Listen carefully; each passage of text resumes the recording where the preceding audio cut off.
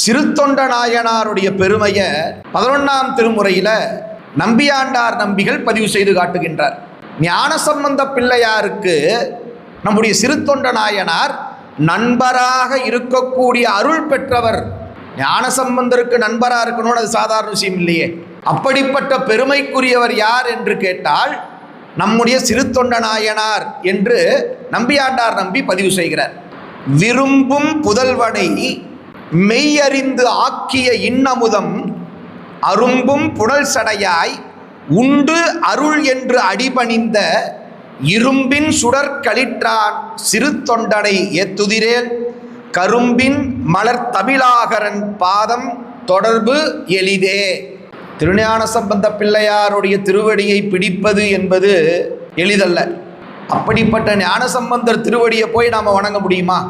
வம்பரா வரிவண்டு மனம் நார மலரும் மதுமலர் கொன்றையான் அடியல்லால் பேணா எம்பிரான் சம்பந்தன் அடியார்க்கும் அடியேன்னார் சுந்தரர். நல்ல கவனிக்க.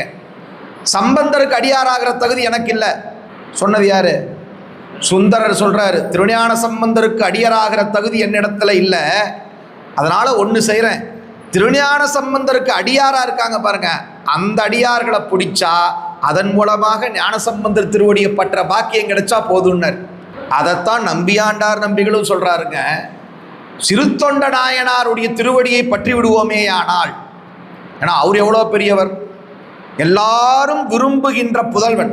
ஒவ்வொரு பெற்றோருக்கும், அதுவும் மகன்னா மூத்த மக, இது விரும்பும் புதல்வனை மெய்யறிந்து ஆக்கிய இன்னமுதம். தன்னுடைய மகனையே அறுத்து கறி சமைத்து இறைவனுக்கு படைத்து சுவாமி சாப்பிடுங்கன்னு சொன்னாராம்.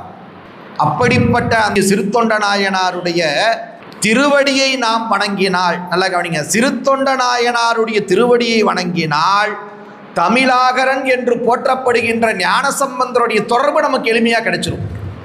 நல்லா புரிஞ்சுக்கணுங்க. ஒரு பெரிய அருளாளரோ ஒரு அறிஞரோ இருக்கிறாங்க அப்படின்னா நேரடியாக போய் நம்ம அவங்ககிட்ட பழகிட முடியுமா? பழக முடியாது இல்லையா? அவர் ரொம்ப உயரத்தில் இருக்கிறார். அப்போ நாம் எப்படி அவர்கிட்ட பழகலாம் அப்படின்னா, அவருக்கு நெருக்கமாக இருக்கிற ஒருவரோடு நாம் முதலில் பழக வேண்டும். அப்படி அவருக்கு நெருக்கமாக இருக்கிற ஒருத்தரோடு நாம் பழகினா அவர் நம்மை அவருக்கு அறிமுகப்படுத்துவார். அதன் மூலமாக நாமும் அவரை நெருங்கலாம். இதைத்தான் நம்பியாண்டார் நம்பி சொல்கிறார் 11ஆம் திருமுறையில். நாம் சிறுத்தொண்டனை ஏத்துதிரேல் கரும்பின் மலர் தமிழாகரன் பாதம் தொடர்பு எளிதே அப்படிங்கிறார். ஞானசம்பந்தரை பிடிக்கிறது எப்படி ஈஸின்னு கேட்டால், சிறுத்தொண்டரை பிடிச்சா ஞானசம்பந்தரை பிடிச்சிடலாங்கிறார்.